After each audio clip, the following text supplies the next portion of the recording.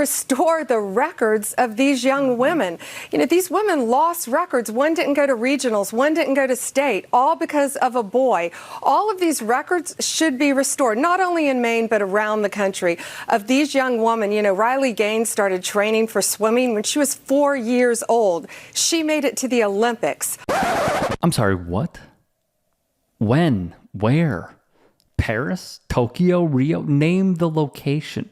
Speaking is Attorney General Pam Bondi. First graders or even pre-Ks have A1 teaching, every year starting, that far down in the grades. Now, okay, let's see A1 and how can that be helpful? How can it be helpful in one-on-one instruction? Between Bondi not having a clue what the Olympics are and Education Secretary Linda McMahon confusing AI with A1, quite some times we're living in. A lot of this around the country is being taken away from young women now because boys are competing in women's sports. And it's more than that. It's a safety issue.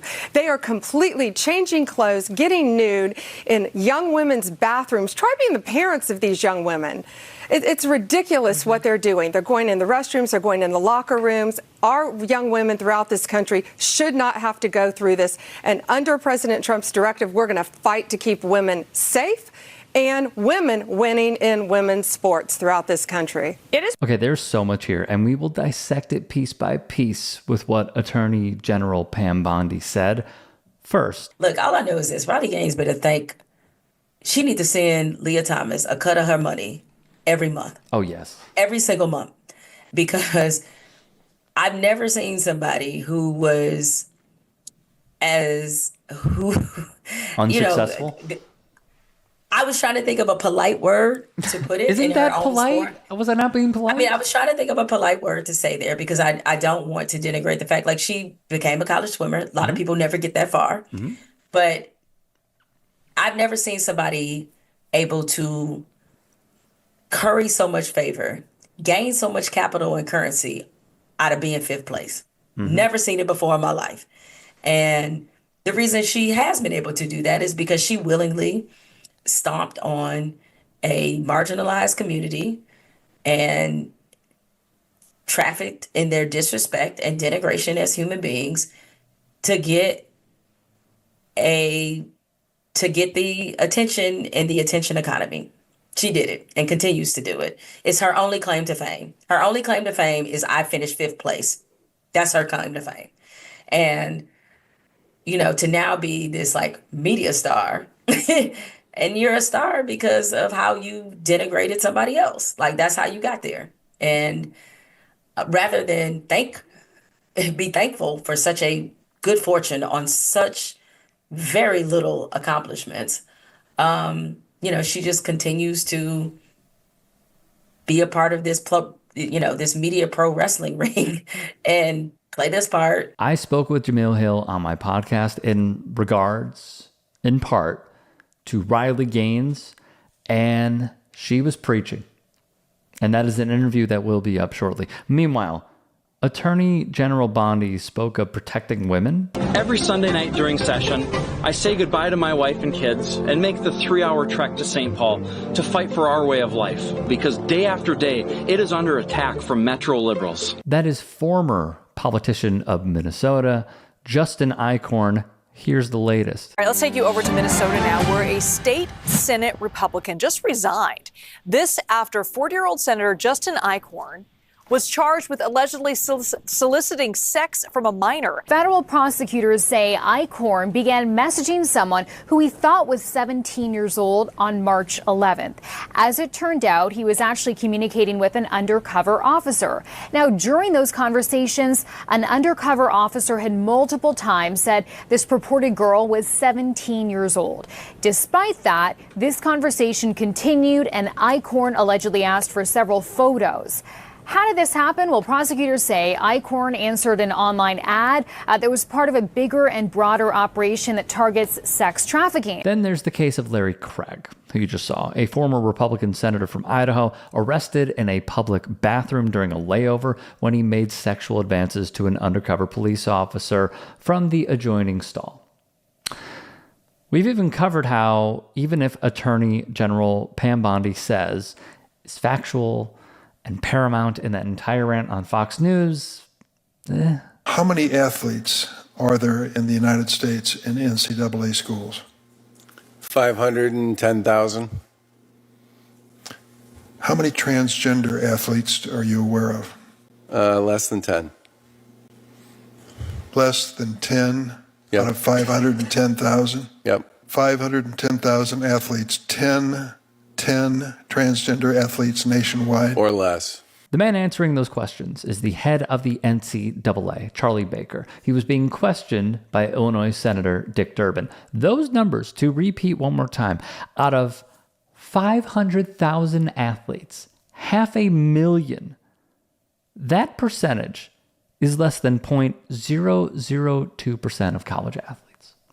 And he said it was potentially less than 10. Thus, in 2022, YouGov polled 1,000 Americans, and the results showed just how out of touch we are with reality on this subject, and how the moral panic has gone into overdrive by one side of the political aisle. The poll found Americans tend to vastly overestimate the size of minority groups, including the proportion of people who are trans.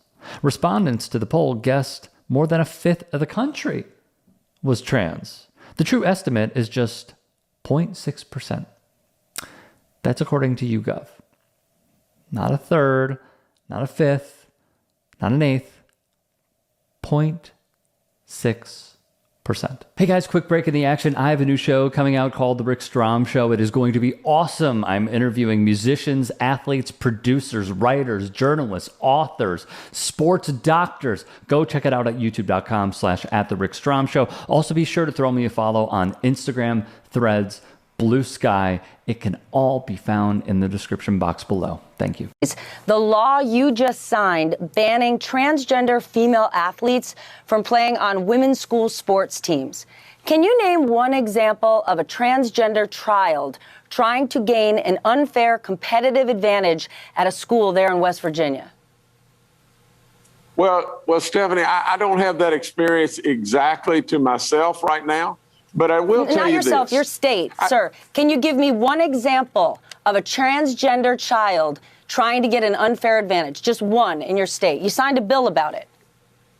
No, I can't really tell you one. Then there was West Virginia Senator Jim Justice, who switched allegiances, by the way, once Trumpism came into play and he wanted to save his political career. He couldn't name a single trans athlete when he signed the bill to exclude trans people in high school sports in his state. How many girls in Georgia have been denied opportunity because of transgender athletes participating in sports? Yeah. So obviously there's not a lot of statistics on that. So there are none in Georgia? Again, I don't have any hard data. Will you cite any examples where a young woman was denied a scholarship opportunity or a title here in Arizona, not outside of Arizona, not anecdotally in another state, but here specifically in Arizona, because they were competing against a trans athlete who outperformed them? I can't at this point, Mr. Chairman. Akin to Georgia. Nothing. Kristi Noem, currently for some reason the Secretary of Homeland Security, she served as governor of South Dakota, and in her time when asked to cite a trans athlete competing in high school sports, she couldn't name a single one. In Louisiana, rinse, wash, repeat. The list goes on and on and on. And as the New York Times calls it, Republicans' assault on trans people is just simply cruel. That's all that this is. And this is a byproduct of their approach because policy-wise, they don't have much. They really don't. They continue to lie over and over and over. The hook, line, and sinker was the economy and eggs. Really, Donald Trump twice now has inherited great economies. And this was their saving grace because as we saw, Super Bowl, prior to, afterwards, I mean, I saw it all over, plastered on broadcasts for sporting events. It was trans athletes, trans athletes, trans athletes. And it's just, the numbers don't lie when it comes to this topic. Wrote Chris Hayes, here's what is true. There are far, far fewer trans Americans than the far right wants you to think that there are. They do that because they need the fuel of real, actual human beings to be fed into the engine of their cynical culture wars, he would conclude. The more Republicans obscure that truth, the more damage they do to a deeper truth. No matter their numbers, every trans person is as worthy as anyone else of dignity and respect and equal rights under the law. If you can and are willing, please become a paid member here at TYT Sports. And or go to tyt.com/join. In addition, you can follow me on Twitter, Instagram, and TikTok. Appreciate it. Have a great day.